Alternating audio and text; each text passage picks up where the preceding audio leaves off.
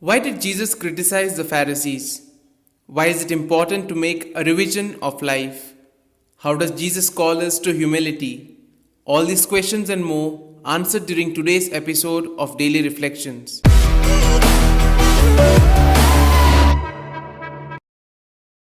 Today's Gospel presents the criticism of Jesus against the scribes and the Pharisees of his time. At the beginning of the ministry activity of Jesus, the doctors of Jerusalem went to Galilee to observe him. Disturbed by Jesus' preaching, they had based their claims saying that he was possessed. All along the 3 years, the popularity of Jesus grew, and at the same time, the conflict between he and the religious authority also grew. The Gospel tells us that the Pharisees criticized Jesus. The origin of this conflict between Jesus and the scribes was the way in which they placed themselves before God. The Pharisees sought their own security, not so much in God's love toward them, but rather in the righteous observance of the law. Before this mentality, Jesus insists on the practice of love, which makes the observance of the law relative and gives it its true significance. Jesus recognizes the authority of the scribes and of the Pharisees.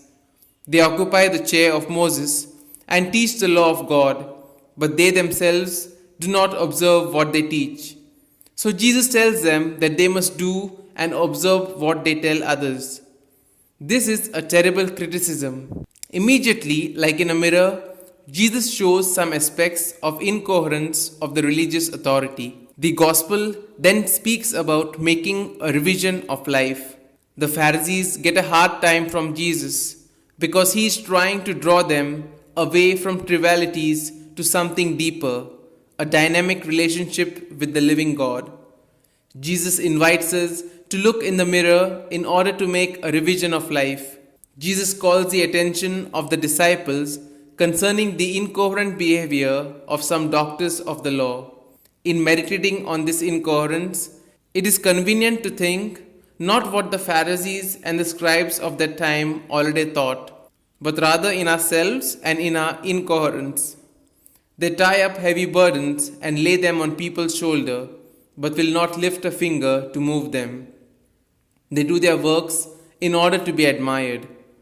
The Pharisees are teachers of the law. This may be their good right. However, they take advantage of it and stand on their dignity.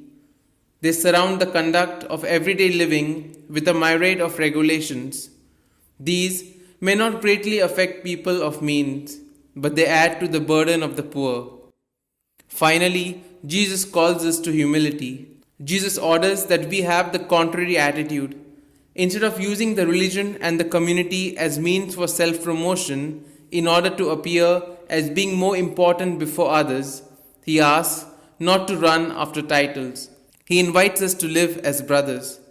This is the basis of the fraternity which comes from the certainty that God is our Father. Jesus says that the greatest must be the servant. Authority is not for power, but for empowering and enabling others. Real authority is a form of service, not a way of control. Jesus tells us that the greatest among us is the one who best serves the needs of those around him, rather than the one who has the most impressive titles. The Christian identity is servant, disciple, and humble follower. Greatness is seen in love, in being willing to serve the needs of others as Jesus did. Here are some points for our personal reflection. In what does Jesus criticize the doctors of the law, and in what does he praise them? When I'm tempted to pass judgment on another person's perceived failures, do I exercise the same compassion that Jesus did? Do I sometimes find myself dismissing the message along with the messenger? These points can be of great help to reflect on today's gospel. And if you like the reflection, do like and share the good news of the Lord. Do subscribe to the channel if you have not already subscribed, as it would mean a lot to us. Have a good day. Amen.